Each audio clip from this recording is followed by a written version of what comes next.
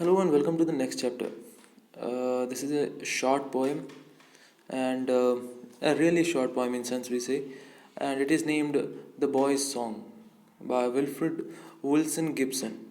So it's about about beautification of the nature we say कि अगर हम जब हम कभी नेचर की बात करते हैं, कोई नेचर की ब्यूटी की बात करता है कि कैसे जो पक्षियों की बात करते हैं कि वो हवा में उड़ रहे हैं and someone appreciate the beauty of the nature, उस ग्रीनरी की वो फ्री जो बर्ड्स होते हैं उनको उड़ते देखकर। कुछ राइटर्स होते हैं जो नेचर के बारे में बहुत कुछ लिखते हैं, काफ़ी लाइक हमारे हिंदी में भी अगर हम बात करें तो एक पोइट्री जो फेमस उसके बारे में लिखी जाती है regarding the nature, that is Sumitra Nandan Pant, I think that is the name. So regarding that genre only, उसी के बारे में हम बात करते हैं। और यहाँ पर हम बात कर रहे हैं अ poet named Wilfred Wilson Gibson, और पोएम का नाम है the boys song. So let's continue. So, this is our 13th chapter, and let's start with the first stanza. Because I set no snare, but leave them flying free. All the birds of the air belong to me. So you see एक poem में एक pattern दिख रहा है A B जैसा pattern. I mean to से आप पहली लाइन में देख रहे हैं कि स्नेयर, बाद में थर्ड लाइन में वापस एयर, फर्स्ट लाइन में सेकंड लाइन में आप देख रहे हैं फ्री, और लास्ट में फोर्थ लाइन जो है मी। सो ये एक स्टाइल होता है पोइट्री लिखने का जिसको ए बी स्टाइल कहा जाता है। इन सिंपल सेंस एक और भी नाम होता है इसका जिसको हम बोलते हैं कि there is a name called, जो राइमिंग होती है। I don't actually recognise that name, so but let's understand it in detail. पहली लाइन का मतलब है because I set no snare, मैंने कोई जाल नहीं बिछाया, किसी पक्षी को पकड़ने के लिए मैंने कोई जाल नहीं बिछाया, but leave them flying free, और मैंने उनको छोड़ दिया कि वो बस आसमान में फ्रीली उड़ते रहें आज़ादी के साथ। All the birds of the air belong to me.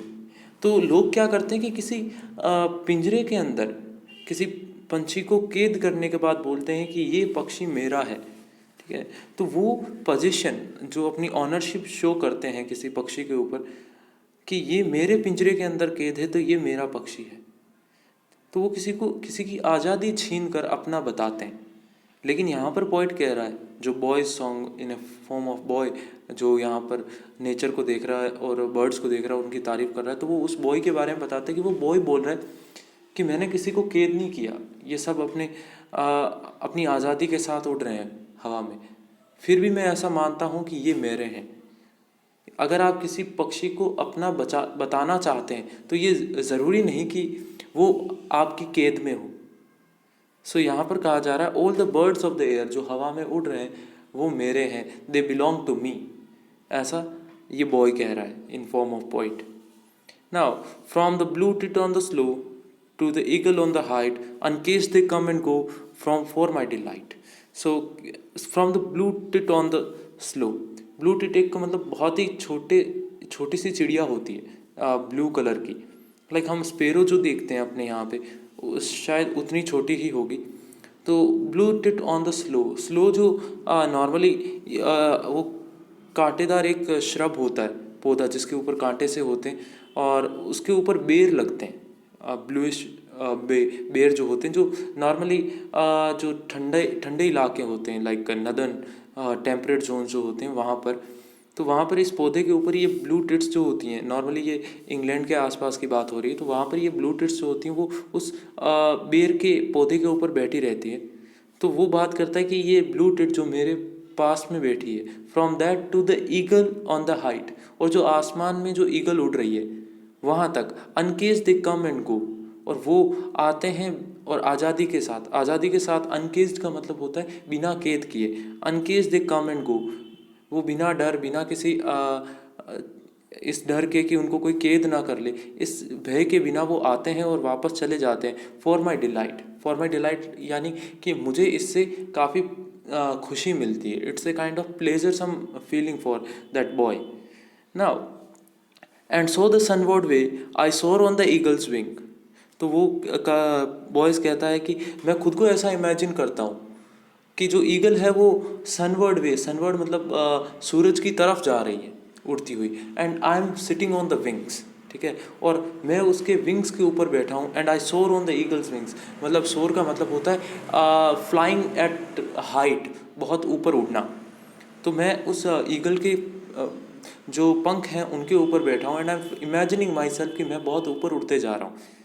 And in my heart all day the blue tit sings, और मेरे जो ब्लू टिट जो होती, वो जो छोटी चिड़िया है, उसकी जो चहचहाने की आवाज़ है वो काफ़ी अच्छी होती है, वो उसको काफ़ी सॉन्ग जैसी लग रही है। तो वो कहता है कि आई फील लाइक मैं हवा में ईगल के साथ उड़ रहा हूँ, और इन माई हार्ट मुझे एक म्यूज़िक सा, एक सॉन्ग सा सुनाई दे रहा है, एंड वो सॉन्ग जो होता है वो आता है एक ब्लू टिट के मुंह से।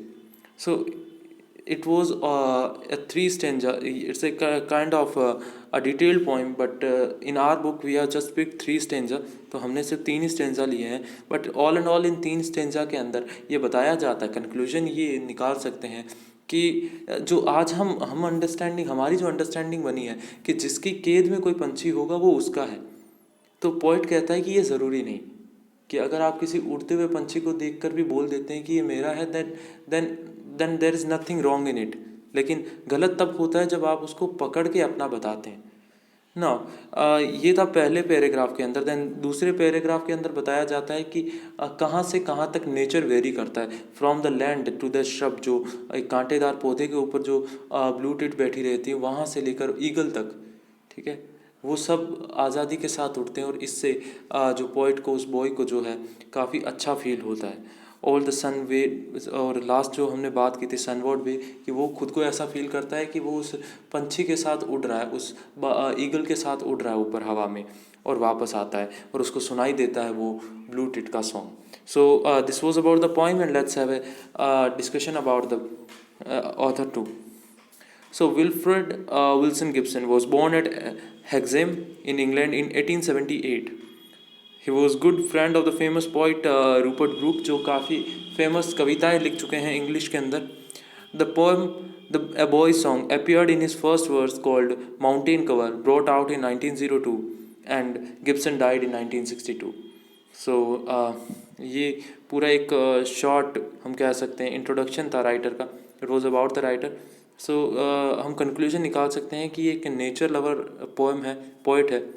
Now the poem is about nature's precious gift of freedom to all is inhabitants.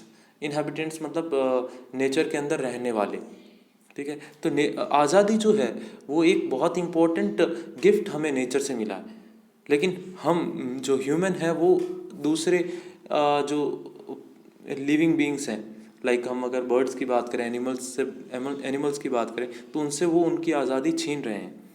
Like men, birds are also important manifestations of life that add to the beauty of nature and joy of humanity only when they are allowed to fly free in the open air and the vast expanses of the limitless sky.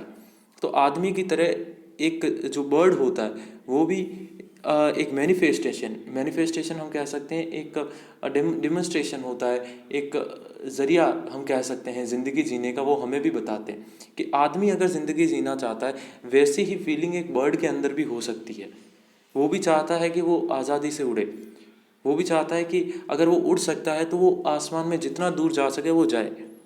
Now the poem expresses the poet's feeling of intense joy which spring from his realization that all birds uncaged and free to fly from place to place, from the green trees to the bright skies, belong to him because he does not set traps and cage them. तो जो poet है यहाँ पर वो एक boy की मदद से, उसकी मैनिफेस्टेशन से ये शो करना चाहता है कि उसको कितना अच्छा लगता है जब पंछी जो होते हैं वो आज़ादी के साथ उड़ रहे हैं, उसकी कैद में नहीं है. वो उनको कैद नहीं करना चाहता, बस उनको उड़ते देखना चाहता है. The poet successfully establishes an emotional bond with the birds and the shows a tendency towards empathy. तो वो एक इमोशनल बॉन्ड मतलब उनके साथ एक सिंपैथी और वो वाला फैक्टर जो होता है इमोशन का, कि उनके प्रति जो उनकी दया भावना, जिसको हम हिंदी में कहते हैं हम्बलनेस, जो है वो शो करता है उन बर्ड्स के प्रति. तो वो नहीं चाहता कि उनको कैद किया जाए, वो चाहता है कि वो हमेशा ऐसे ही आज़ादी के साथ उड़ते रहें, बिकॉज एक आदमी को भी तभी अच्छा लगता है जब वो आज़ाद हो, जो करना चाहता है वो कर सके। तो सेम फीलिंग, सेम इमोशन वो फील करता है बर्ड्स के लिए भी। So that was all from the point this poem. This was a short poem as I said. So repeat it once again, revise it, and have a great day.